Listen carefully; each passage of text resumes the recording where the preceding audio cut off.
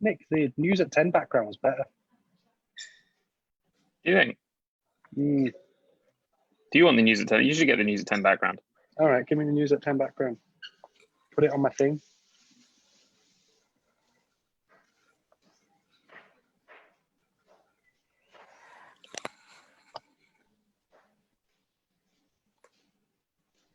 Okay, I'm going to start letting everyone in then.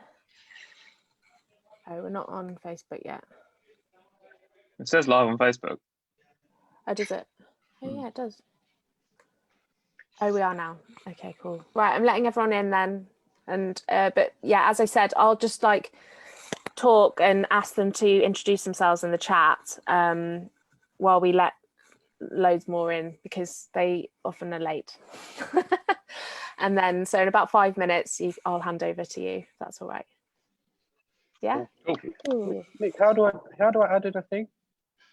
Oh yeah, that's very important part of the where video is, click on the little arrow, and then it says choose virtual background. Oh, very good. Technical support, you do it all. So hi everyone that's joining. Thanks very much. This is PressPad Remote's masterclass on breaking news and investigations. I'm just letting everybody in, but I just want to make sure that everyone keeps themselves on mute. This is so we don't hear any weird sounds in the background. And also, when I did a masterclass once, somebody tapped the entire time, obviously taking furious notes, but you can hear it in the recording that we put on YouTube. So it'd be great if you could stay on silent. And while we're waiting for a few more people to come in, if you just want to introduce yourself in the chat box and say where you are in the country and what you do, that would be great. So yeah, you can start chatting now, and then I'll say hello to people.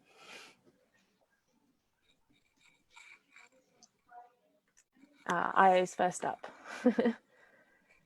So yeah, I've got we've also got Io from PressPad on the call, and he is he's going to be answering any questions. So if you've got any problems, you can also message him privately as well. So we've got Lucy from Canterbury.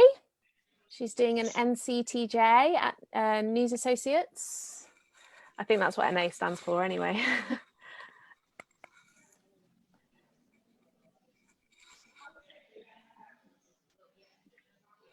We've got Toby. Oh, hi, Toby. She's just finishing an MA at City via the Scott Trust Bursary, which I got the Scott Trust Bursary as well about, oh gosh, 6 years ago, I think. So we've got George, Alexa. Ooh, people from all over the country. Oh, my Amazon Echo just tried to talk to me then. A good one. Oh, wow, cool. So we're just letting quite a lot of people in at the moment. So just bear with us, and then I'll hand over to Nick and Inzy.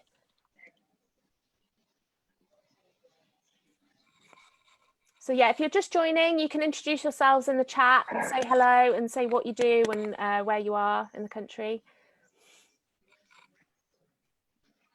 And this is also a form of networking. So you should also maybe put your Twitter handle, and then people can follow each other, because as I've said many times before, networking with people who are the same sort of level as you is just as important as like networking with the top dogs. So make sure you all follow each other. All the top dogs. You're a top dog. I mean, they should also follow us on Twitter. That's crucial. Well, I assume that they all are, but well, I will be checking you all. Maybe several plugs throughout. You could put the links to their Twitter handles in the chat for us. That'd be great. Okay, just letting a few more people in.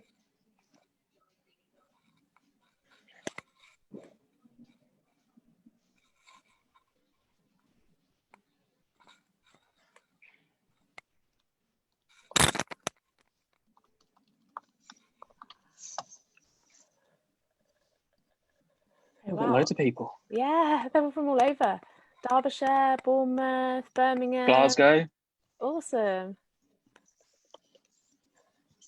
We are also broadcasting on Facebook Live, and if you write in the comments on Facebook Live, my colleague Amber is monitoring, and so the questions will get back to us, and I'll put them to Nick and Inzy, so you won't feel left out. And if you also want to say where you're from on Facebook, that's also okay. Yes, John Moores. I didn't even go there, but it's near where I'm from. So. Oh, big shout out to editor of the Orbital magazine at Royal Holloway. I was editor as well. Oh, big shout out to Royal Holloway. Did you go to Royal Holloway? I did, yeah.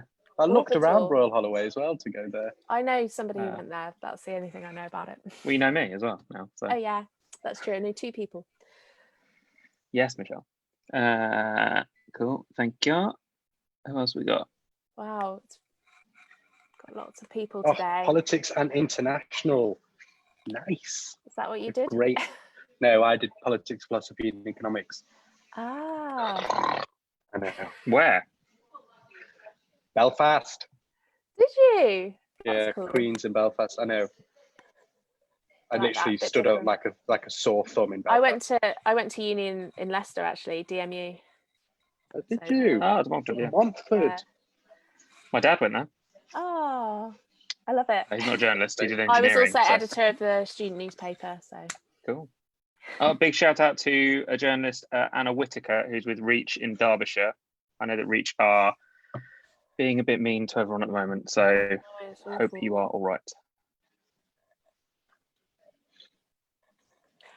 Okay, I think we've let the majority of people in, and IO, you can keep monitoring that if possible. So yeah, thanks so much for coming to today's masterclass. I'm really excited because it's the first time we've actually had 2 guests instead of just 1. So that's cool, I think. Either twice as good or we're 50% of a real person. So this is Sky News's Inzy and Nick.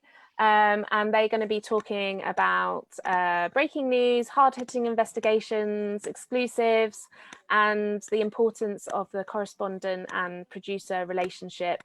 And you can read their bios on the Eventbrite page. I'm not going to read them out because I did do that for 1 masterclass and it just lasted forever. So just trust me that they are they're very, very good at their job. So they're experts in this field. So without further ado, Nick is in a studio. Which studio is that? That is the newsroom actually in Austerlitz. Ah, at home. But, yeah, he's home. And Inzy's actually in an Indian restaurant in Leicester, which shows what journalism's actually like, because he obviously didn't know he was going to be there when he agreed to do this masterclass, but he's going with it, going with the flow, which is also what you have to do a lot of. So I've literally just spent the whole day filming to put a package together, which is going out at 7. It should be going out very shortly. So that's all been sent back, edited and everything. And now I'm sat here in an Indian restaurant chatting to you guys. So awesome. I love it. I think it's brilliant. And I think it's great that you're just going with it. Yeah, good sport. Yeah, why not? So I will hand over to you 2 and you can introduce yourselves properly. Hello, I am Nick Stylianou. I am 3 followers away from 10,000 followers. So if you want to follow me on Twitter, you should do that right now. Well, that explains You didn't start with that. That explains why you said that. Okay, I'm going to shut up now, but I'm going to... But I'm really happy to be here, really happy to be asked to give a little masterclass on what we do. I've been at Sky for almost 8 years and I've done all sorts of stuff from overnights to being in the gallery, outputting programs, to producing documentaries and being in all sorts of places. I'm not going to bore you with my bio, but I think what I've learned is that a producer's role is one that is hugely complicated and depends on the strengths and weaknesses of not only the people you're working with, but what a story needs. And I've spent too much time with Inzy, doing sort of a variety of things, from making short documentaries that we did during the general election to kind of just bouncing ideas off each other. And I think the easiest way to start is to talk about that kind of relationship. I mean, Inzy might be upset that I've cheated on him with many other correspondents, but you work with lots and lots of different people on a daily basis. I don't know always who I'm going to work with. Sometimes I'll find a story and kick it around with a correspondent that I know and like, or if it's their beat. Or I was defense and technology producer for a while, so I worked with the defense correspondent and the technology correspondent for a while. Or it'll just be someone on the day who is on that patch or been given that story. So I think one of the most important things that you need to do is not only work out what role you have, but primarily you need to ask what the story is that you want to tell. And I always start off by asking the correspondent or the reporter, what is it that you want to tell? What's the story that you want to tell about, you know, Inzy in Leicester? You know, what's the story that, you know, you've experienced today in Leicester, as well as kind of what the things our editors want to put in, what the things you know, other senior managers want you to include, or what else is happening during the day. Because I think you can always tell a better story if you kind of know that you're working on the same page. And I think if you don't do that early, then you end up with kind of a piece for television that is kind of like a bucket, where you're just throwing in all sorts of stuff. And I think based on that, it's also quite difficult on a 24-hour news channel to be across what is happening in a story and what needs to be in the piece in the evening. And that's why I kind of liken it to a bucket, because what you end up happening is lots of people say, oh, this thing's happening at 12 o'clock and this thing's happening at 3:30, and oh, Inzy's going to go and interview that person, and then we're going to have this guest on at 4:30, and then at 5 o'clock we've got this person. And to do all that, to put that all in the piece doesn't make a good piece of journalism. You need to be the filter for the correspondent sometimes and say, well, look, we've got all these things, we need a voice saying this, and out of the 6 people we've had on today, this person's the best voice, or we'll save this thing that you're doing later to put in the piece. And that stops it from being a bucket of just everything that's happened during the day. And you can, once you realize that, you start to watch the 10 p.m. bulletins on other channels, and you can see where they've, you know, they haven't either split a piece up that's too big, or they've just had this really, really long piece that kind of takes in everything but doesn't actually tell you what's going on today. And I think that's really important to know that early on and have that conversation with whoever you're working with, because one of the best things about journalism is the teamwork. And, you know, we're all very good at schmoozing people for interviews and getting contacts and knowing what expert to talk to. But if you don't talk to the person that you're working with on a story, you won't ever actually get anywhere with what you feel your both of your skills are. You know, Inzy, for example, you know, working with Inzy has been great because Inzy's got a great network of people that I haven't come across from various different backgrounds or various different parts of the country. And Inzy as well also doesn't know some of the experts that I know and some of the backgrounds and things that I've experienced. But, you know, I know that maybe I need to take more of a less of a focus on finding people to talk to and more of a focus on how the structure of a piece works. And I think that brings me on to what I was going to talk about next, which is a producer wears many, many different hats. A reporter gets to be, you know, gets to juggle various commitments and gets to author the piece, and their role is quite clearly defined as the storyteller that you see and hear.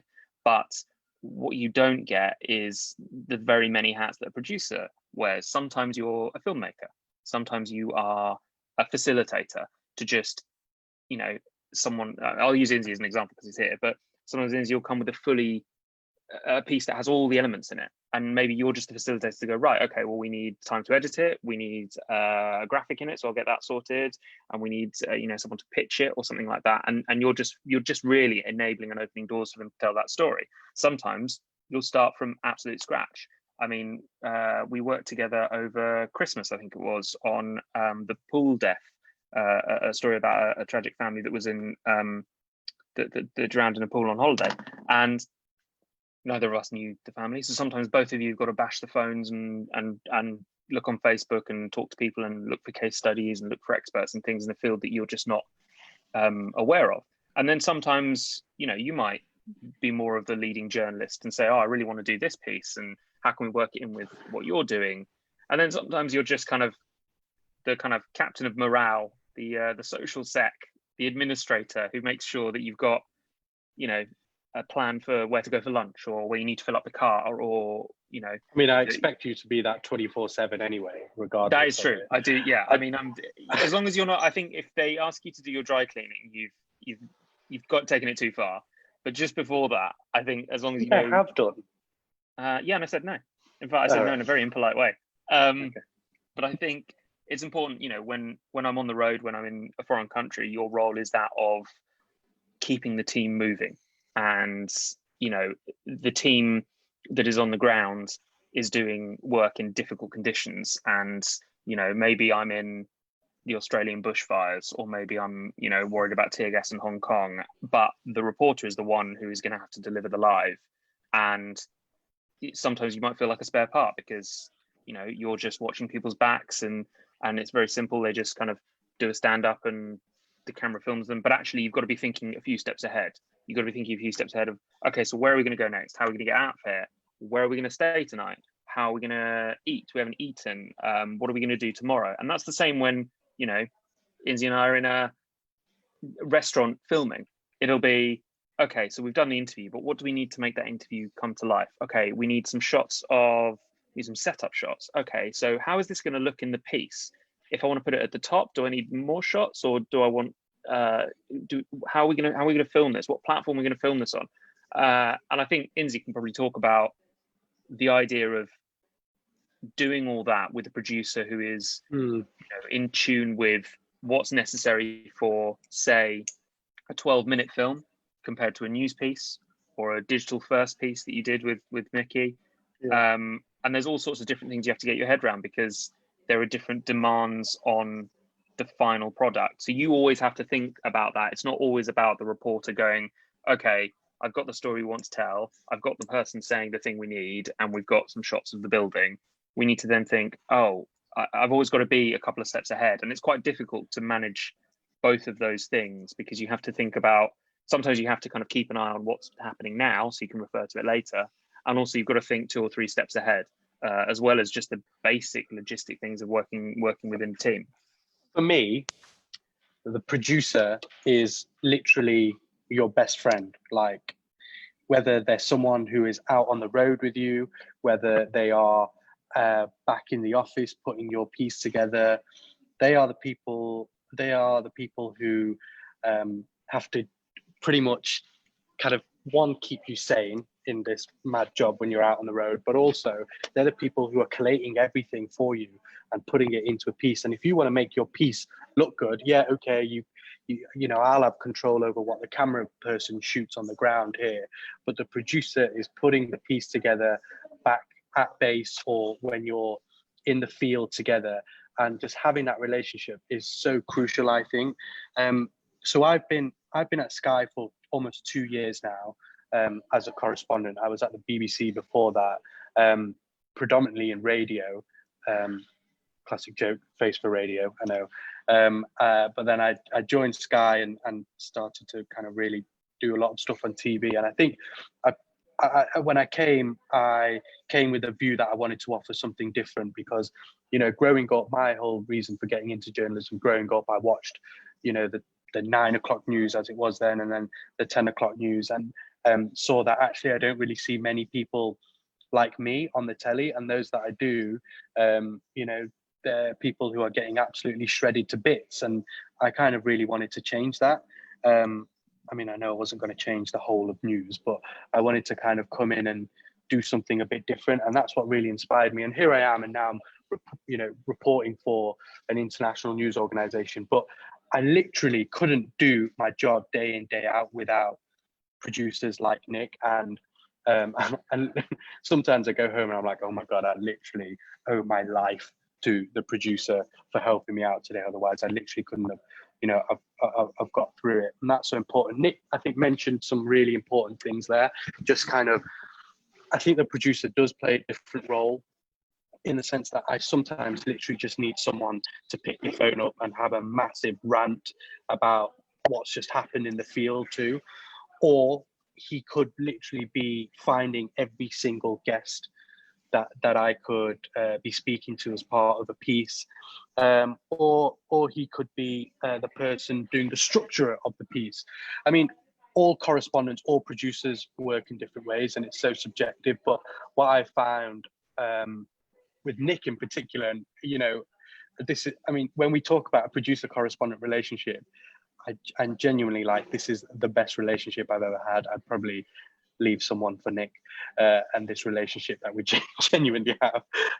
But it works. It just happens. Maybe because we're in tune, and I know what he can deliver. He knows what I can deliver, and it just works out that way. But as a correspondent, you really have to trust your producer, otherwise your piece is just going to fall to bits. Now, Nick and I have done some long form stuff together, and we've done on the day pieces together. And again, that your role in that differs as well. I remember when we put a 12-minute piece together about the general election, and I had this idea, and I was like, right, let's go speak to South Asian voters during this election and understand how they're going to vote, because it's the most divisive election we've ever faced. And we bashed our heads together. Nick did a bit of data research, and I was like, right, we should go to these constituencies. And it was kind of like, right, Inzy, you focus on the people and go speak to the people that we want to chat to, because being from an Asian background, that was the kind of easier thing for me to do. And Nick really focused on the politics side of things, which I'm a bit like, I don't really get it. But, we went away and we did it, and we produced what I thought was a pretty nice piece, which did really, really well. And the bosses were super happy with. And also, it wasn't a piece that was commissioned, was it? So we just kind of went off and just did our own thing, came back. Yeah, we muscled in a bit. There you go. Yeah, there you go. Have this. I think what Inzy raises as well, it's really important, because I couldn't have done that film 5 years ago, because not because of any managerial or political decision. I just didn't have the experience to know what a long form film needed. And I didn't know basically how different a long form film was. And I say long form, like anything over about 5 minutes is basically a longer piece. And I've made some longer form pieces that weren't very good. And the reason was because they didn't follow characters around, and they didn't have like a sort of narrative arc or a thread. It was just like a really, really long news piece where it was, oh, we spoke to this person, and then we went and spoke to this person, and then we went and spoke to this person. Yeah, because I remember you saying to me the first thing is characters. Yeah. Get good characters. And that is literally what made our piece, right? Good voices. Yeah, and I think, it's about knowing as a producer, I mean, obviously Inzy he's not inexperienced, but he's one of the newer correspondents at Sky. And I've worked with a lot of correspondents who've come from print, and I've worked with a lot of correspondents who are, have done it for 20, 25 years and can just bang out a script like that for anything. And I've learned so much from people who have taught me how to be a good producer, and I'm still learning about all sorts of things. But I think it's important to see how you can be ambitious in telling stories, and it doesn't always, I went to City and I did an MA in journalism, in broadcast journalism, and you're taught the kind of building blocks of a package, but you can, and I hope this is the case in lots of newsrooms, you can play with that. You can play with those building blocks and tell a story in any way that you want. You can have a little bit of a snippet of the interview to start off a piece, just as a kind of taster, or you can do something really out there.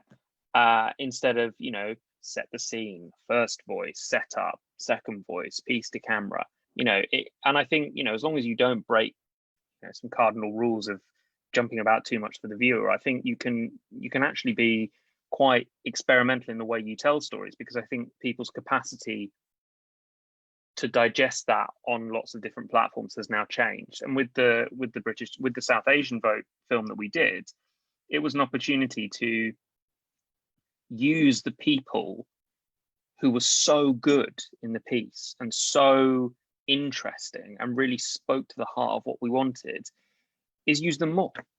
And it wasn't just an interview with someone.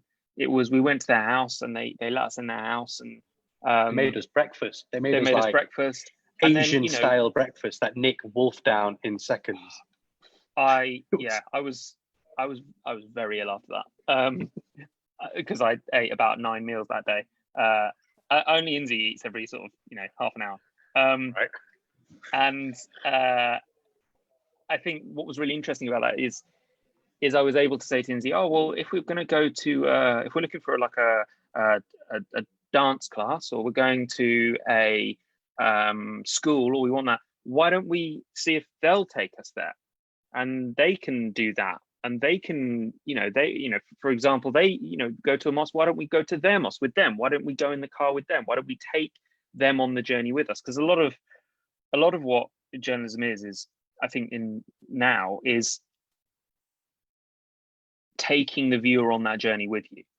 I think it's not always expected that the correspondent is 100% the expert and is going to tell you everything you need to know. I think it's important to take people on that journey with you. And it also helps in my personal view in a kind of transparency of kind of, this is how we put this thing together. They took us to this place and we spoke to this person, other than you just kind of taking. Yeah. I mean, most of the time we're not even the expert. Do you know what I mean? Like, we might claim to be, but we're genuinely not. And that's why I think sometimes when people are telling the story, the best people to tell the story are those who are the story. And, I think I found having a producer in particular is when I kind of go in all guns blazing thinking, yeah, I know the story and we're going to do this, we're going to do that, and, X, Y, and Z. And then a producer is literally that second person who can stand back and go, actually, Inzy, what the hell are you thinking about? Why don't we do it like this and transition from this sequence into that sequence like this? And having that extra person who looks at it from an outside perspective is literally the most crucial thing, whether it's on the day stories like today, whether it's doing a long form thing. And I think that is so crucial. But there are days, and I've had days where, as a correspondent, I've had a producer who literally sits there and does nothing and is like, has got no ideas, has got no motivation, probably doesn't really like the story, probably really doesn't like the job.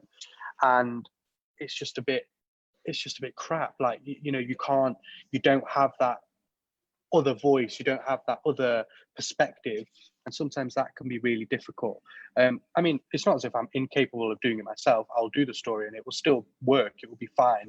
But having that other voice, having that other perspective can just make your pieces, make your reporting, whether you're doing lives, whether you're packaging, whether you're doing a documentary, just makes it so much better. And that is my love for producers. I think, also, I think it's really important to say, I think we'll move on to sort of breaking news and investigations next, but, I've painted Inzy's painted a very rosy view of the producer-correspondent relationship, but sometimes, the producer's got to be the bad guy. The producer's got to say, look, this one doesn't need to be BAFTA award-winning gold. Just get it done, get on the road, do that other thing that I've set up for you, because we've got to get this piece on air at 7 or for 10 or whenever, and you just need to get it done. And sometimes I think it's important for that producer relationship to not get too close and not get too involved in the story like the reporter is, so you can have that distance and step back and go, they're a really lovely person, but I didn't think they were that strong, so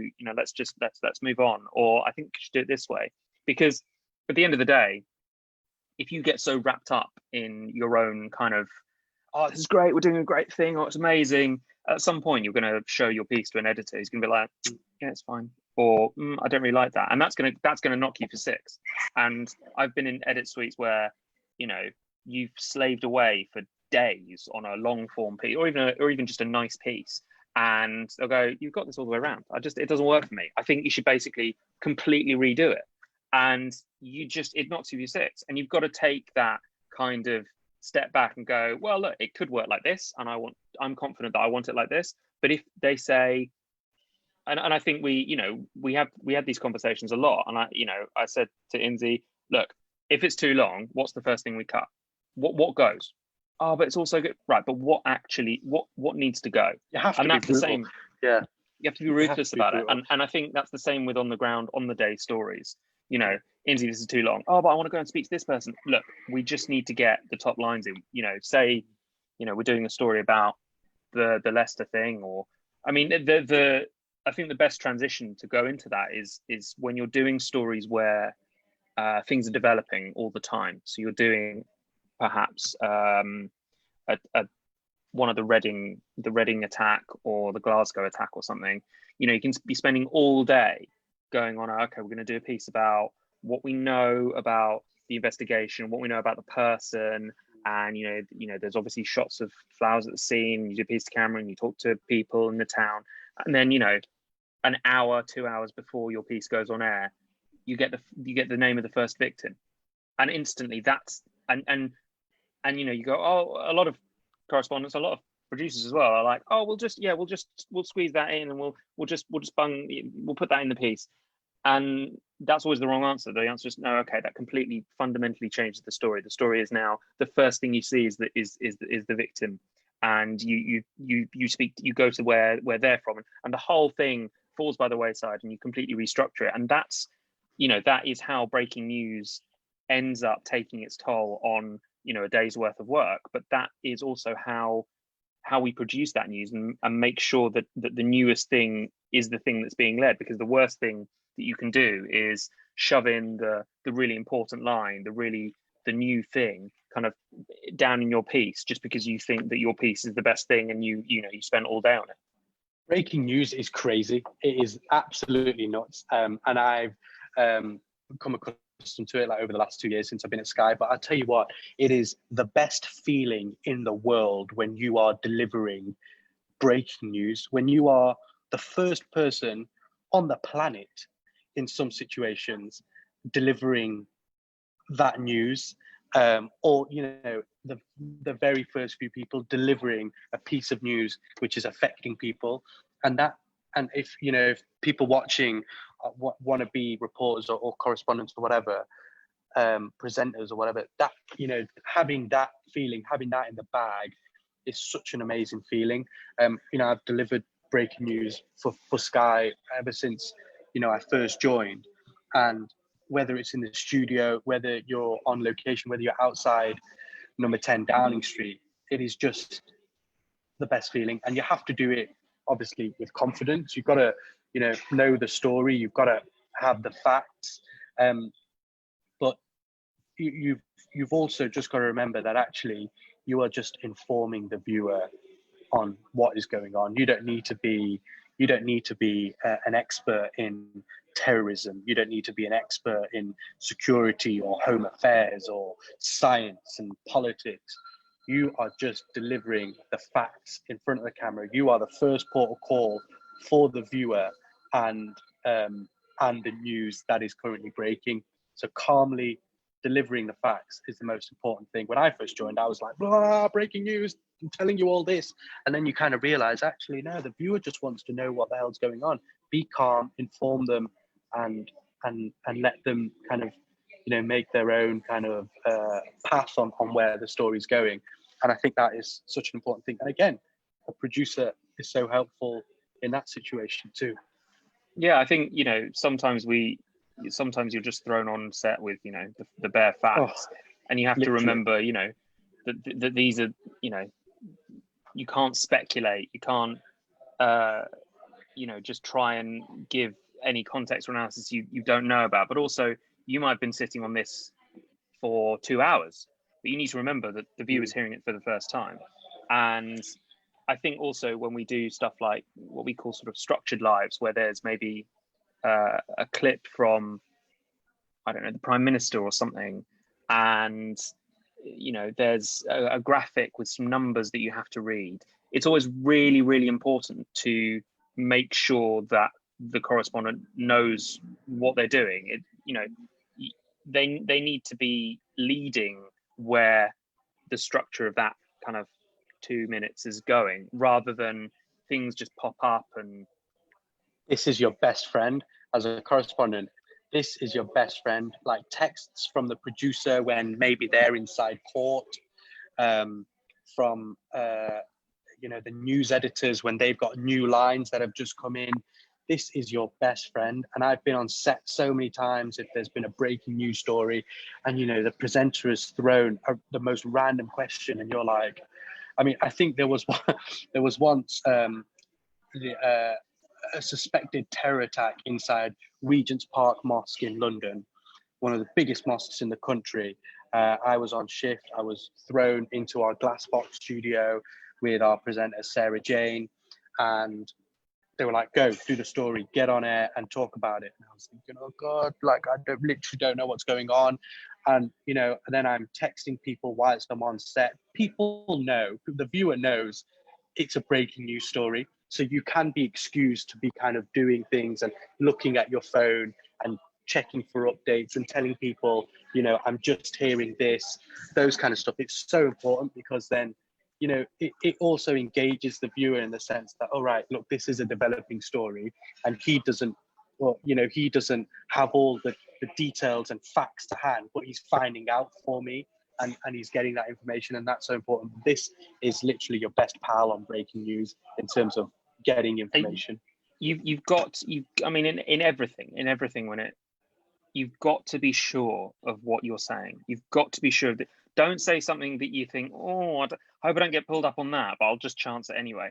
You have to be sure of everything you say and everything you put on air and every bit that you're producing, every number in a graphic, every quote. You have to know exactly, and not just, you know, so you don't make a fool of yourself in a meeting when someone goes, oh, so where's that from? You need to have confidence in that, because otherwise, if you can't have confidence, the viewer can pick up on it.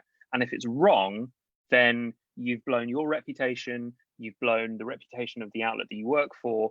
It is most important, especially in breaking news. If you hear something from Twitter, or you see something that you think, oh yeah, that's great, oh, I'm sure that's fine, you have to be 100% sure of it. You have to have full confidence, as if you were, I don't know, swearing on a family member's life in a courtroom, that what you are saying, to the best of your ability, is the situation. Because I think otherwise, you know, you get into situations where you're essentially just reading out Twitter, and, you know, just because someone from another outlet says it, you know, other people have been wrong all the time. We are, you know, sometimes we're wrong.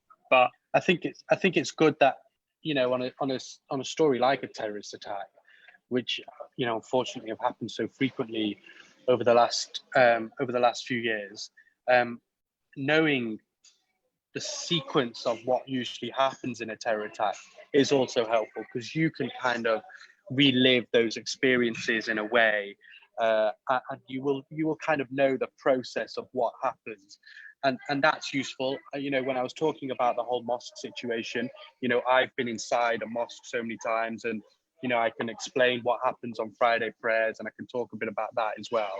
And I think just having that bit of knowledge is hugely helpful as well. And I think that can, you know, that can aid you when you're breaking news on a day-to-day basis. I just want to just very quickly just give you a little surprise. So we've been working on this story in Leicester today. This is Channel 4's Darshana Soni. She is their Home Affairs correspondent. So she's been working on the story today. She's been working on the story with me, and the whole Black, Asian, minority, ethnic people dying disproportionately to COVID-19. And yeah, there's a producer correspondent relationship in your own organization, but when you meet correspondents on the road, as you do a lot of the time when you're out, you know, meeting someone as cool as Darshana makes things all the best. So yeah, so we're doing a chat with PressPad, an organization that kind of helps aspiring journalists and all that kind of stuff. So yeah, we're just chatting. Yeah, so that's Darshana. And I think for you. that goes for producers as well. You know, when you're sitting outside of places and you get to know people, and you do share some you share some knowledge, not all of it. I mean, I spent a long time in Salisbury searching, you know, on the Novichok case, and you know, there are some tidbits you can help people. You know, you're not always going to tell them that you've been negotiating over a piece of exclusive CCTV footage for the last 4 hours and tell them where it is. But, you know, you might see them going, you know, over there and go, oh, that guy, no, he doesn't want to talk. Like it's just leave it alone or whatever. And I think, you know, breaking news is also sometimes about investigations as much as it is about something that just drops or something that just happens.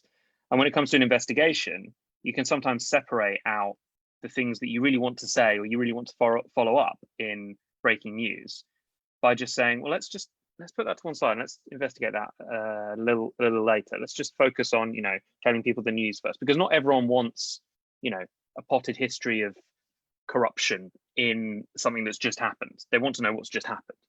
And when you're looking at investigations, I think there are a few golden rules. I mean, the biggest investigation I've worked on, I think, was into the Grenfell Tower fire. And that took months and was legally fraught. And, you know, we had threats and we were followed to places when we were doing interviews. And, you know, we uncovered some pretty breathtaking stuff that is now in the Hackett report and has formed part of the Grenfell inquiry. And I think, you know, a lot of these things are about who you speak to, but I think when you're doing an investigation, you have to get as much information as possible from whoever you're talking to. I think you've always got to be a little bit cynical and a little bit questioning. You suffer from kind of confirmation bias, which is where you are looking for something to be true in a way that you can sort of infer things from what's said, but unless it's explicit, then it's not happening. You're trying to shoehorn that thing in. And I think when you're doing those sort of investigations, if you've got an investigation that you really want to do, is don't pitch an investigation. You have to do a bit of hard graft first.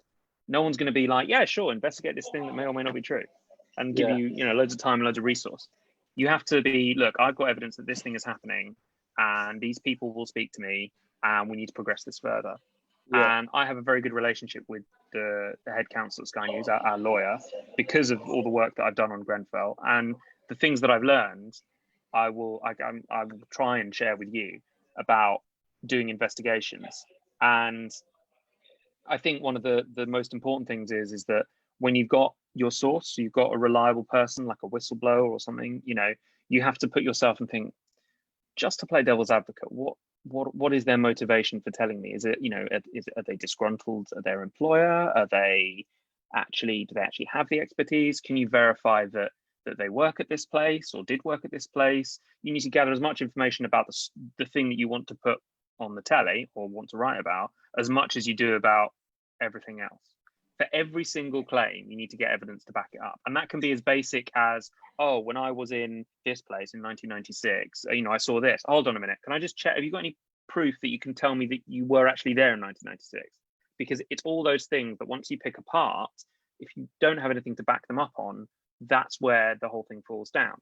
And you need to, for every single line of script in this investigation, not just every single thing the interviewee had, every single line of script had to have a piece of supporting evidence. And I have this, you know, I've got files and files stacked up over here of investigation material, and some of it never gets on air, but it's all so that, you know, your lawyers or your editors are confident that you have done the due diligence on that sort of stuff. And when you're trying to get that information, you have to be careful, because your whistleblowers or your sources will want to race ahead. They want to race ahead and tell you about this thing. Oh, no, this is this. You have to start from the beginning. You always have to start from the beginning. And I kind of, my own personal viewpoint in investigations is, if you're starting in an area where you're not known for doing that type of reporting, you know, I had no experience of cladding before. Now I'm known as Sky News as the cladding expert. And you need to follow those things through, and sometimes highlighting stories of importance that might not make the bar for a groundbreaking piece build up that trust within that community.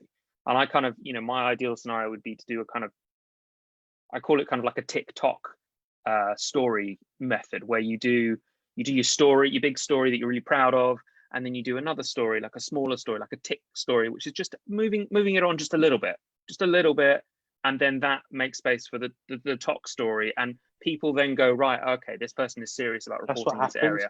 Yeah, people start trusting you, and people start wanting to give you more nuggets of information, and that's so important. And we've seen loads of questions, by the way, and will Defs come on and answer them in a bit, but some of them are great. But just talk, like, picking up on that, throughout this whole coronavirus pandemic, you know, we've been covering this story at Sky, which, you know, I'm now sounding like blowing my own trumpet, but, you know, a manager said the other day that, you know, he feels that no other reporter or correspondent could have done this story to the level we've done it. And the story was looking into deaths within Black, Asian and minority ethnic people, and how the people from those communities have been affected disproportionately from coronavirus. And I remember first doing the story when it kind of all first emerged, way back in like quite late May, early June, and just kind of doing something or doing a few lives around it. You know, it wasn't kind of that much of a big thing. And then all of a sudden, you know, the pressure came, and it was more of a picture when we saw all these faces of people who died from COVID-19. You could just see that actually, hang on, why is there so many Black and brown faces here? Like, that's literally what we were seeing when you saw the healthcare workers, and you're seeing loads of Black and brown faces. And then we really kind of investigated it. Then we looked into the reasons why it was happening. We looked into the reasons behind why people from these communities were dying, and also how bad the issue actually was. And then lo and behold, when you kind of talk about it so much in the media, then the government actually, you know, does something. And that was the first kind of thing that I saw where I've done something and then the government has turned around and actually done something as a result of, you know, whether it was my reporting or whether it was Darshan's at Channel 4 or, you know, at the BBC. And that is so crucial as well, because you're investigating, but then you're taking the story along, because things are constantly changing and you're having new lines come in from different people and different sources. And then, you know, throughout it, I then got all of a sudden became friends with someone inside Number 10 and had a source from inside Number 10 from reporting on the story. And, you know, then, I mean, that's just the gold. That's literally gold dust, because then they're feeding me the lines directly from the Prime Minister, which is mad. I mean, like, Inzy is, he's not always this modest, but I'm happy to blow the trumpet for him. And that, you know, Inzy's led the way on the reporting of the Black minority ethnic issue, certainly in broadcast, if not in general. And the reason for that is that Inzy's not concerned about institutions and the political courtly intrigue. It is about people, and that you can illustrate the stories that he tells about the ins and outs of the reporting and the lack of attention and shielding. And you can always make an investigation sing and be more relevant when you have people to back up that. No one wants to see hours and hours of this document and then this person, and if you look in here, and you have to bring that to life somehow. And that also makes sense when you're doing these kind of incremental stories. You know, not every single story on this topic that Inzy has done has been exclusive, but it has all been reported because it moves the issue along. It's that TikTok thing. So that, you know, there'll be a story that Inzy will be ahead of everyone on. And then you'll have an incremental update that everyone does. And then you'll have another thing that will push it forward again. Or there'll be another angle about somewhere else in the country. And it's also not about the singular issue, because sometimes you exhaust all the information around that. So, for example, the report and the recommendations for Black and minority ethnic people, you know, once you've got a leaked bit or a couple of leaked bits, or that's the narrative, that's kind of, there's no more you can eke out of that. But you can then say, okay, well, what about if that's happening here? What's happening here? How does this affect it? How do the hospital trusts? What are the hospital trusts doing? What about if I put a freedom of information request about this? Or what are they doing in Wales? Or what are they doing in, you know? And once you step back from that and realize how your story can take effect in other spheres, that's how you keep your momentum. Yeah, that's how you keep your momentum to keep those. You know, we love we're journalists. We love exclusives and we love leading the way, as much as we do love exposing the truth and holding power accountable. But I think it's important to realize that, you know, you can't get caught up in the nitty gritty of, oh well, you know, I had that, but I didn't actually say that, so your thing isn't actually that exclusive. Or, oh, but you know, didn't everyone know that? Or, oh well, no, we need to put this on air because this person doesn't have that. And you can get caught up in that kind of rivalry. But what I think most of the Black and minority ethnic community within journalism is good at, and unfortunately it's just not a big enough community at all, has been uniting and going, right, well, what do we need to talk to them about, or where are you going to talk to these people?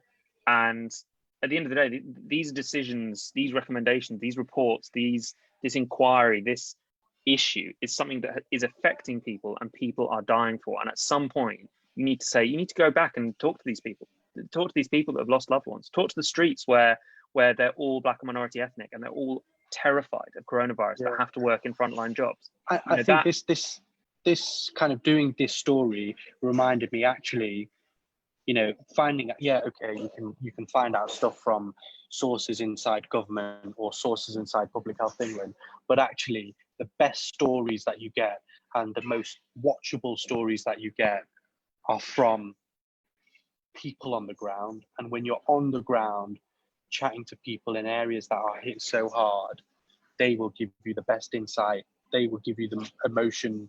And it goes back to when we were talking about characters, you know, having those people are just so important, because when you watch something, you know, the whole kind of politics stuff goes like that sometimes, and it's the people and their emotion that captures you. And I think that's probably the most important thing. And just exploring on the ground, just being on the ground, getting information on the ground in any situation, a terror attack or whatever, getting on the ground and exploring there and speaking to people is the best kind of bit of advice I can give you in terms of digging for an investigation. The thing that I think broadcast journalists are bad at is just talking to people. Because I think, you know, especially at Sky News, we have a lot of pressure to get stuff on air and get a grab or a little clip, is what we call them. And if they're not gonna talk on air, or they're not a voice in a piece, then we don't have time. We've got to move on. But so much of what we do and what successful journalism is tapping into other people's networks. You know, I might not have. I did a story on OnlyFans and HMRC and their tax arrangements, and the fact that they might be liable for millions and millions of pounds of VAT. And I don't know anything about VAT. I can barely count. But I thought, okay, who might know about VAT? Who do I know that might know someone about that? Maybe I'll go and ring this person up. And it wasn't just for a quote for the piece. It was actually, I just want to talk to someone who knows about this, just to talk to them. You don't have to say, hi, I'm from Sky News. Can I put you on air and can I get a quote? Look, just on background, just as human to human, can you just explain to me how VAT works? Because I've got no idea. And that helps me tell the story. And I think newspaper reporters and primarily print and text-based reporters are a lot better at tapping up those people. Whereas we, I think, are always sort of one level back. And it's the same with the Black minority ethnic situation. So one of the, what was I doing? Oh, I was doing a piece in Leicester with Ashish Joshi, who is basically a much better version of Inzy. And he was in Leicester, and he was we were looking for someone who had sadly lost their life to coronavirus, and I remember this. And someone a family who was still very unsure about the lockdown being eased because of their own underlying health problems and stuff. I don't know anyone I don't think I know anyone in Leicester. I certainly don't know any South Asians in Leicester. And instead of, you know, ringing up Inzy or someone who I know is of South Asian heritage and saying, oh, do you know anyone in Leicester? Which Rashid did, actually, by the way. He did, yeah, he did. Yeah, well, yeah, just to put that out there. But you think about it logically. You think about it in a way that I would think about it if I was dropped in Hong Kong or dropped in a site of a terror attack in Barcelona. You think about how do you find, okay, well, what sort of community is it? What am I looking for? I rang an imam. And I said, hello, I'm from Sky News. I'm wondering if you can help me. We'd love to tell this story. I don't know whether or not you know anyone in your community. And they they said, I know exactly the person. I know exactly what they're going through. There's two cousins. Their uncle and one of their fathers has sadly died, and the mother's very scared. And I will ring them for you. And it's that sort of stuff where you realize that just because you don't have that contact, or you don't know anyone in Leicester, you think around who you need to find. And sometimes that little bit of extra effort, that little bit of extra time saves you that time in the long run and gets you closer. Like now, I texted the imam about 3 days ago, just to check everything was all right about the mosques reopening. I now have I know this family, and based on the fact that just to be a little bit lighter about it, the family that made us breakfast in the where was it, Pendle, in a South Asian film. Inzy rang me up the other day. What did you say, Inzy? Was he on the motorway next to me? Yeah. So I was literally driving back up from London to the north where I'm from, and he was like, this guy was like on the motorway next to me. I was like, oh my God, we literally filmed this guy in Pendle, and it's nuts. And again, like Pendle right now having huge coronavirus cases. I literally was texting his wife the other day, being like, what's it like there? And she was like, people are literally not social distancing here. Yeah, you've got to keep hold of the people you speak to, because these people are people like you, and especially in the time of a global pandemic, right? Everyone is going through it at the same pace. So someone you spoke to 2 years ago about, I don't know, accountancy or sports, they'll be going through the same stuff. Ring them up. Say, okay, what else do you want to tell me? What else is going on in your community? What is the big issue? And all of these people have other lives and have other interests. One of them works at a bank. That in itself could be useful one day. Remember that these people building relationships is so crucial. Yeah, and I think that's probably a good way to end on to start answering some questions. Is that everyone is sort of three-dimensional and rounded, and you shouldn't forget that. I've got to That's track some. I've got to send in some new lines of voiceover for my piece. I'm having food on the way, which is amazing, and I really want to answer some of these questions. So it'd be amazing. So does Nicola do that? I will jump on and help out. But I thought that was amazing. That was really inspiring. And I think like one of the most important things that stuck out was when he said that checking the facts, even if you think you're right, but it's breaking news, so you just want to get there first, and you think, oh, I could just say it's kind of right. I think it's right. One of the first live blogs I did for The Guardian was about the plane that came down in Egypt. I've forgotten the entire story, but it was so long ago. But I knew that I knew I had to write the correct facts, because members of the family were reading that live blog, and they were getting the information about what was going on from my live blog, because they weren't hearing anything from the authorities. So you can't just like wing it. It's serious and it's breaking news. So yeah, that was brilliant. Thank you so much. I've got a question before we jump in. So Nick, do you ever feel a bit put out that you don't get much of the credit and Inzy does? I think so. Inzy's really good at publicly including the team in his reporting, which I think is quite nice. But no, I mean, you do have to sometimes work out you're not the eventual author of the piece. You do have to, even if you are a kind of loggerheads, you do have to go, well, look, at the end of the day, this person, they're the reporter, and they're putting their voice on it. And if they're if you're at a stalemate, give way to the reporter.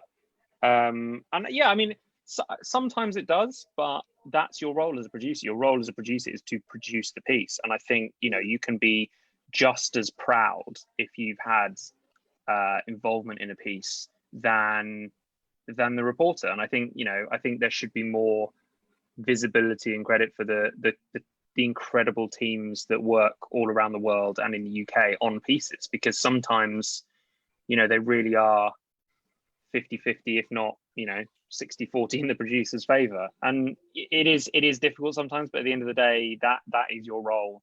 And also, the story, I think, is the gift in itself. To do a good story is better than having your face on it. But some producers make great reporters, and some reporters go into producing. So yeah. I mean, at the end of the day, that's his job as a producer, and my job is to be on screen as the reporter. And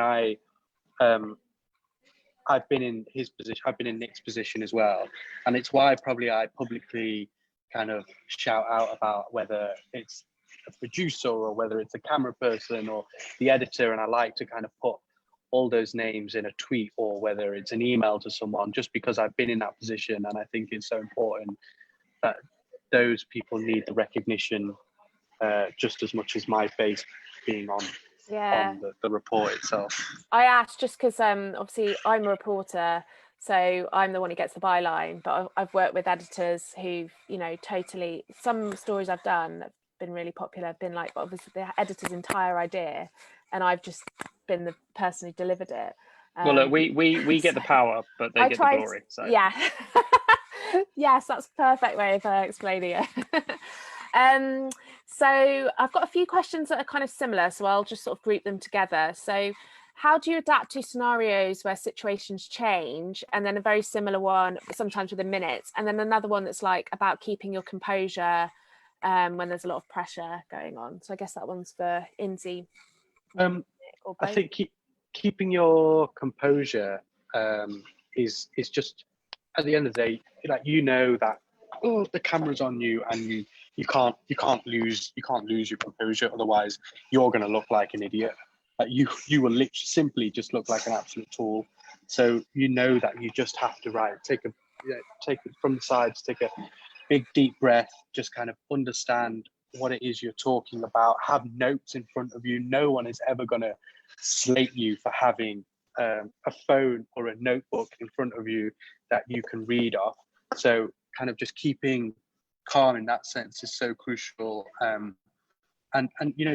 just speaking out loud as well, walking around. If you're about to do a live, if you're about to, the story is about to change or whatever, just speaking out loud and reciting what you're kind of going to talk about is so crucial. And I think about what was the first thing about things changing so quickly. I think in a breaking news scenario, when things are kind of changing so quickly, again, I just kind of refer back to having notes and having information to hand, and maybe having some background knowledge. But if you're not ready to deliver something, you tell your editor, you say that, look, I just give me a couple more minutes to be right here, because if you say something wrong, legally, I mean, okay, it's you in trouble, but it is the corporation in trouble. It's the news channel that gets in trouble. So they should respect you kind of turning around and go, look, I just need a couple of minutes just to get the facts straight here before I go on and kind of say something dodgy, which is going to get us all in trouble. I think that's important. That's having that relationship with the editor as well. Awesome. That's perfect answer. I think you're right. You don't want to look like a tool. So I've literally, honestly, sometimes you stand there, I'm like, oh my God. From a producer's point of view, I actually think from a producer's point of view, we don't get enough training on that. The fact that when the adrenaline's pumping, you do get tunnel vision and you focus on the wrong things. So I think in a large newsroom and a breaking news environment, you have to know what your role is and deliver that role. Maybe that role is listening to something back and picking the thing that Inzy throws to in 30 seconds, or putting all the facts in a graphic. You can't get distracted with, oh, what's the next development on Twitter? Oh, what's actually happening? You've got to get a map of the exact place, and you need to deliver that, and that is your job. You can't get sidetracked, and you can't go, oh, what's happening next? You can't, I guess a football analogy would be, you can't get caught just watching the ball. If your job is to defend, you have to be in your position, mark your man, and defend. You can't just kind of be, oh, I'm just watching the game. And I think, that's sometimes I still suffer from it now sometimes, you know, but it's really important to do that. It does. Awesome. How do you find and encourage whistleblowers or vulnerable case studies to come forward? If I'm out in the field and, you know, there's a whistleblower that I would like to speak to, and they're very nervous when you're going to film them, you know, you can give them obviously the anonymity, you know, you give them all of that option, change the voice and all that kind of stuff. But I think you have to remember is that if they have come forward to speak to you, or if they are even slightly willing, then there is something in them that they want to speak out. And it means so much to them that they've got that far to say something. So you know in the back of your head that actually this person wants to get their story out there. So you really need to kind of play on that, I think. I think the story to them is clearly so important. And, you know, it's weird because we do so many different stories every single week or every single day. But that one story to that whistleblower is the most important thing in the world. Yeah. Do not promise them. Don't promise them that you're going to get their story on air, and don't promise them that it's going to be, you know, this massive expose. Just listen to them. Just listen to them and listen to their story, because, you know, it might go in a completely different direction. It might be the stepping stone to something larger. And as Inzy said, in their minds, that is the most important thing. And I guess you just talk, you befriend people in communities, and, you know,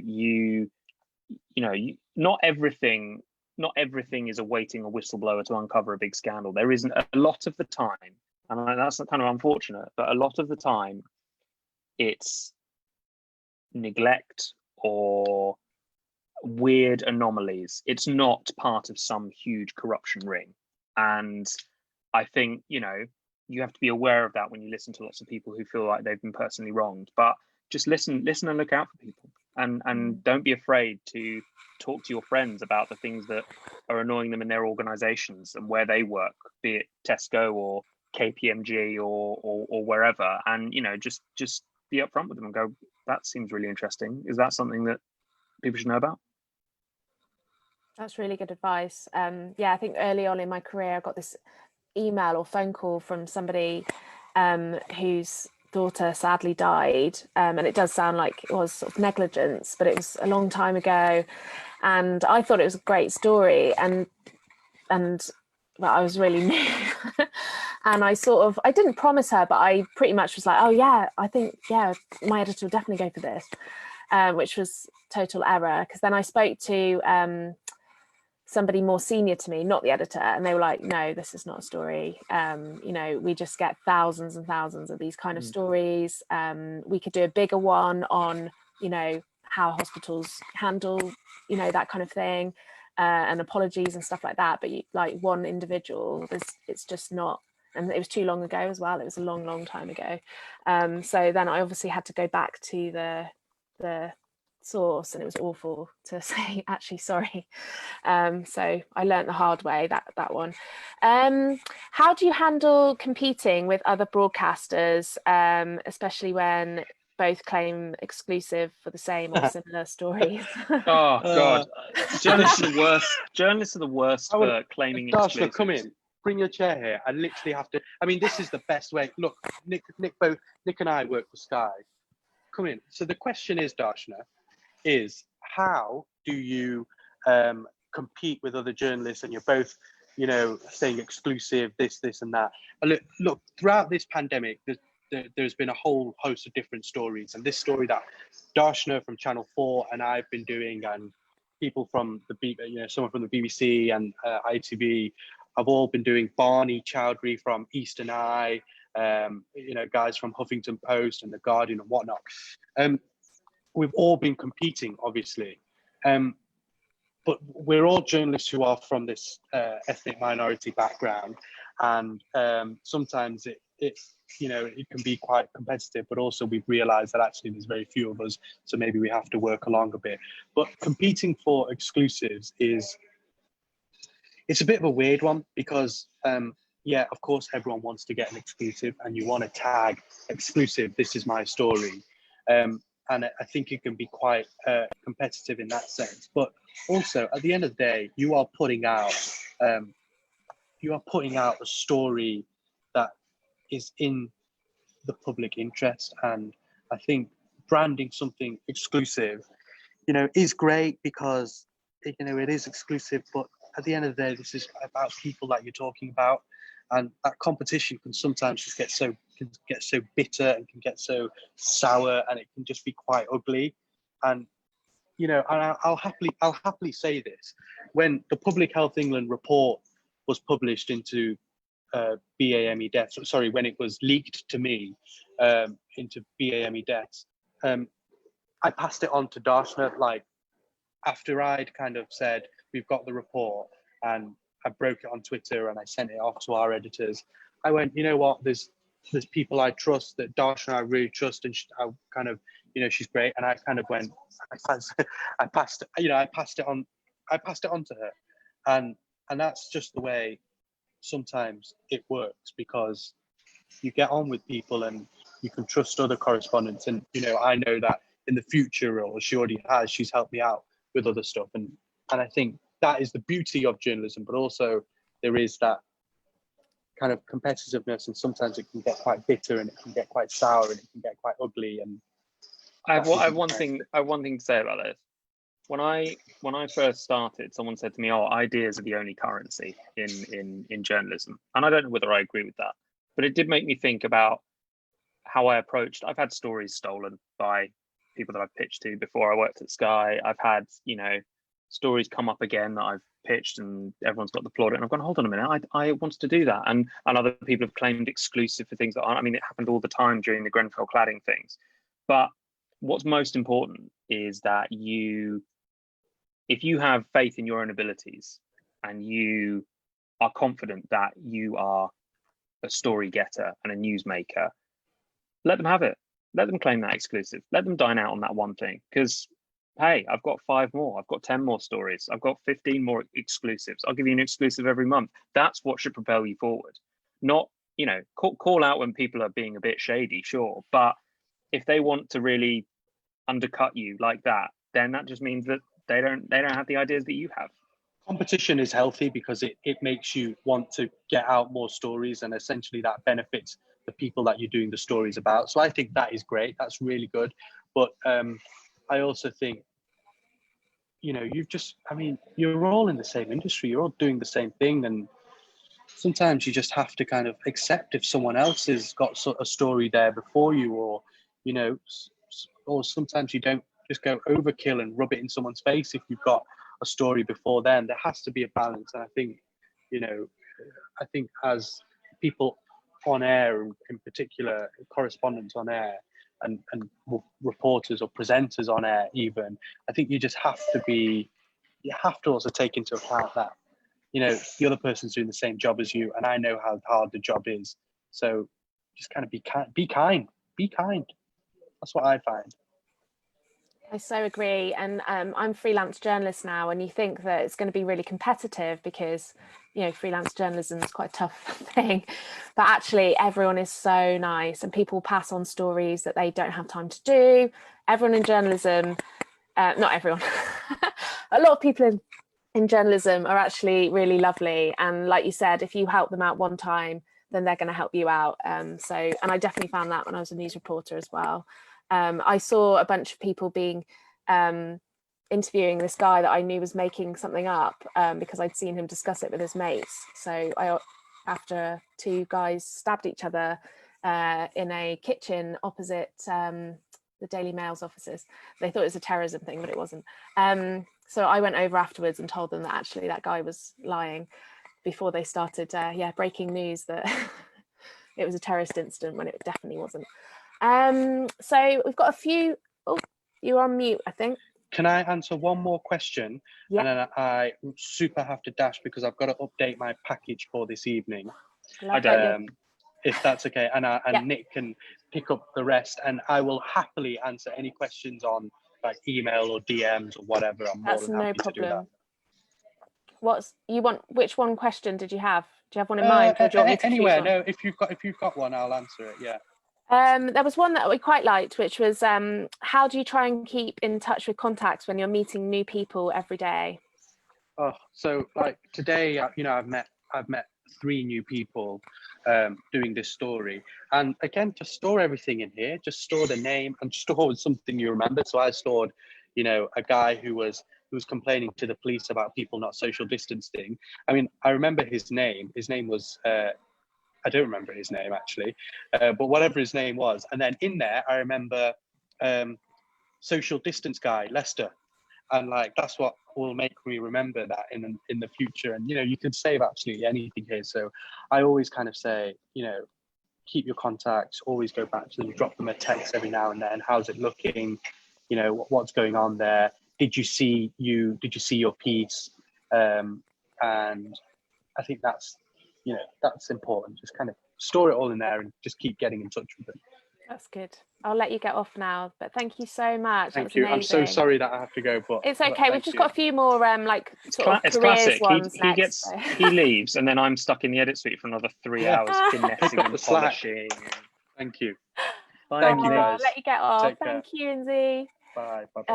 So the next ones I've got quite a few because we're not going to be able to get to all of them. So I'll just put to you a few careers kind of ones, if that's okay. Sure. And also, like I said, slide into the DMs. Yeah. Email me. I'm happy to answer questions about all. There's loads of really, really good questions in the chat. So please repeat them to me in a Twitter DM or whatever. I'm happy to follow up. But cool. I've just got 2 questions for you then to leave on. So what things could people be doing during lockdown to develop their skills as broadcasters, producers, etc.? That's a really good question. They're all really, really good questions. Everyone's sort of really in tune with what's going on. I'm really quite astounded at how many people kind of share our outlook, which is nice for future journalism. But how can I think there's lots of ways you can do this. I think on a less practical level, watch as much news as you can, but don't overload yourself with rolling news. Watch how a story is done across different outlets, not necessarily different platforms. So I record Channel 4 News, ITV News at 10, BBC News at 10, and I watch them, or I whiz through them. Not every day, because that would be mad. But especially when there's I've done a story and I'm really proud of it. I want to see how they've done it and what angles they've done. And I think you'll learn very quickly how the BBC does a package and how ITV does a package and how Sky does a package. And that's really, really useful to know the kind of structure of how things happen. And that can help if you want to be a reporter just as much as a producer, because the way Sky packages are structured is quite different to how a BBC correspondent might structure them. I think on a more practical level, if you really kind of are wanting to do something a bit more creative, but we've got the time, is revoice a package, take a piece, find something on YouTube or find a news report somewhere and script it how you would script it, and give that a go. That's actually something I did quite early on in my career. I took some Reuters edit of a bomb in Lebanon, and I rescripted it. I did my own thing. And if you want to construct your own package, do that. Get a clip from Boris Johnson at Prime Minister's Questions and work out what you'd say on your piece to camera, and then work out. I mean, political ones are the hardest ones to do because you have so much to say, which is rare because you should keep your script as short and as simple and as very simple points as possible. But you've often got a lot of analysis and context to give and no pictures to talk over, so that's why you see a lot of slow arty shots of number 10 Downing Street. I mean, there's some incredible camera operators we've got at Millbank. I've worked with Dean Massey, who I've traveled with, Paul Nasser, Sam Williams is the head of the unit. They've shot sunsets over bridges and lampshades and pull focuses, all of this in the same street, day in, day out for years. And so think about those things. So construct your own packages, write your own scripts, work out where the gaps are, where the stories aren't being told, and that gets you attuned to that sort of thing in a way that nothing else will. And I think, you know, if you want any kind of more precise tips, or you want me to critique any of the packages and stuff, then I'm more than happy to do them. I think someone said, so someone will be posting them. You don't have to post them. You can just use them to inform what you do. I mean, YouTube's probably quite good because it's the most like television. If you want to experiment with new formats, You know, do an Instagram piece, or experiment with telling it. You know, sure. I mean, I'd love to have the time and to do. Oh, how would I do this package, but for TikTok? Yeah. You know, that'd be quite fun. That's great so advice. that would get you in the mindset so that you can answer those things. But I think it's just generally being plugged into news and seeing how people do things. Yeah, that's actually really great advice. We love the rescripting idea. Laura, who's a co-founder of PressPad's, like I'm just going to steal that idea. So do it. People, so it's really fun. It's really fun, and it's really fun to do as an exercise. When I used to do some talks in unis, and the kind of things that I would do is the two scenarios that you do a breaking news scenario where you have like a bunch of post-it notes and you say, right, you've been given this piece of information. What are you going to do? How are you going to deploy people? Where are you going to go? What are you going to put in your piece? And then you go, okay, what about this thing has now happened? What do you do now? And that's really, really fun to do. yeah. But the other one is obviously if you've got the time and the resource, you show them, you give everyone the same piece of footage, and you either tell them to re-edit it, or you just give them the same piece of footage and say, right, script it.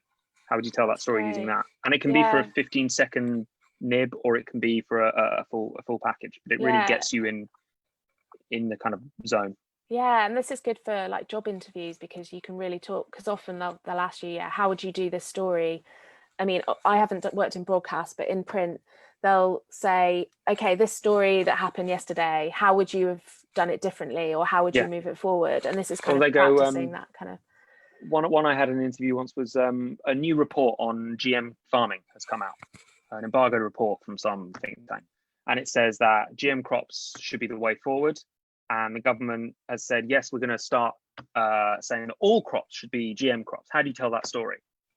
And you kind of, it's like, you know, it's like getting a car out of the garage, like a sports car, and getting to just really open it up on the motorway. And that's how you succeed at that answer. Because you like, oh, I could, you know, you want a case study who's a farmer and you want to speak to someone from the representative.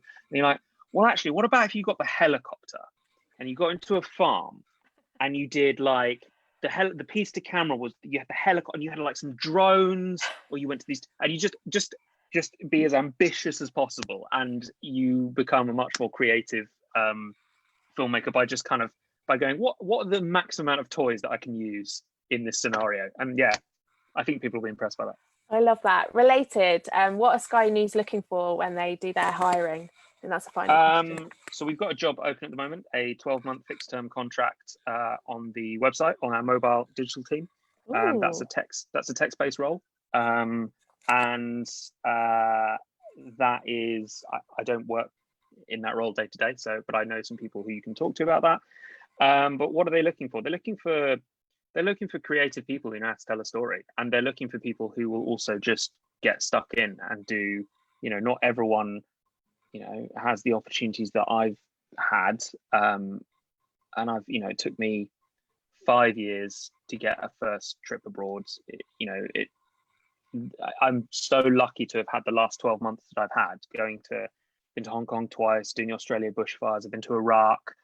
You know, I think our job specs are quite open-ended. You've got to be really confident and committed in your command of what's happening in the world.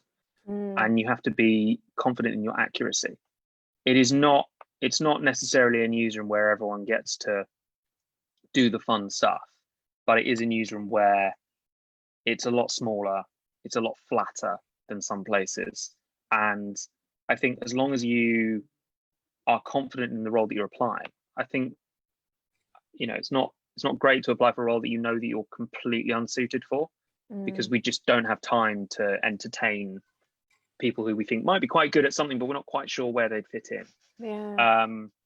And, you know, make friends with the heads of departments, the head of news output, the managing editor, if you want to work as a producer, or you want some freelance shifts, or you want to shadow, or the news editors who might be able to bring you in for the head of home news. If there's something, there might be some freelance shifts doing this or that, or the opportunity to just shadow, because it's unique. I've never met anyone. Every single journalist who works in the newsroom will come to Sky News, and I think any broadcast journalism outlet, but Sky News, mainly because it's just so non-stop, who doesn't go, oh wow, I had no idea that's how this place works. And I've worked at the BBC, I've worked at ITV, I've worked at Channel 4. I have love and less than love for all sorts of places and my experiences, but there's nothing quite like a broadcast newsroom for the pace of what you have to deliver, the time in which you have to deliver it, and find someone who is basically camera ready in a day. And I think as long as you're willing to muck in, and a lot of it can just be phone bashing, and a lot of it can just be listening to the Commons and clipping up grabs. I just think you've got to be into it. You've got to be just positively into it. Yeah. And if you want to be in the building, I spent a lot of time watching Hamilton because I'm 6 years late to Hamilton. But if you want to be in the room where it happens, then come right in. Like, you might not be the person making the decisions, but you'll get to be in there. And we've had how many general elections in the last 3 years? You'll get to do some amazing stuff, some bonkers stuff. The whole team is on Slack, like raving about the fact that you just got a Hamilton reference in there. So thanks for that. I think I've watched it twice in 2 weeks. My humble brag is not humble, actually. Is I've seen Hamilton live twice, and I haven't paid either time. Been offered free tickets both times, but not through journalism. Randomly, I know. Oh yeah, where's my invite? Next time. Okay, on that note, I think we'll wrap up, but thank you so much. This was brilliant. I really enjoyed this, and actually I think I'm gonna try and get this 2-person thing going on, because I think it's great. We've produced, I've raised the bar with production once again. That's what you absolutely have. So I was going to put some links in the chat. We have even found the job that you just mentioned, so I should be able to put that link in now. We also have a feedback form that we would love you to fill in. This is because we're trying to apply for funding at the moment, and it will really help us if we can prove our impact, so that we can keep running these events for free, to make them as accessible as possible. We'd also love you to sign up for our newsletter, and next week I'm actually running the masterclass, and it's an introduction to freelance journalism. I'll be talking about pitching, how to get paid, how to develop relationships with editors, how to hustle. So it's going to be fun, so make sure you join. And yeah, I've said sign up to the newsletter, didn't I? Yeah, so that's that. Nick, should they all follow you on Twitter? Let's see if you're over. So I've got over 10,000. You have? Yes. It's at NMS Online, so thank you very much, everyone. I just wanted to say thank you very much to PressPad and you for hosting it. Honestly, there's so many questions. I wish I could stay. Yeah, there's so many. If you've asked a question and I haven't answered it, DM me the question again. I don't mind. There's some really great questions generous. That I didn't get to. And yeah, it's just great. Sometimes we collaborate with people on pieces, just without you working at Sky News. So thank you so much, and this was a great opportunity in lockdown to share a bit of what I know. So I hope we can do it again soon. Good. Yeah, that was great. Thank you so much, and thanks everyone for joining. And obviously also tweet about us as well. It's #PressPadRemote. So if you enjoyed it, make sure you tweet and tag everyone, so Nick gets a few more followers as well. So okay, thank you. Bye.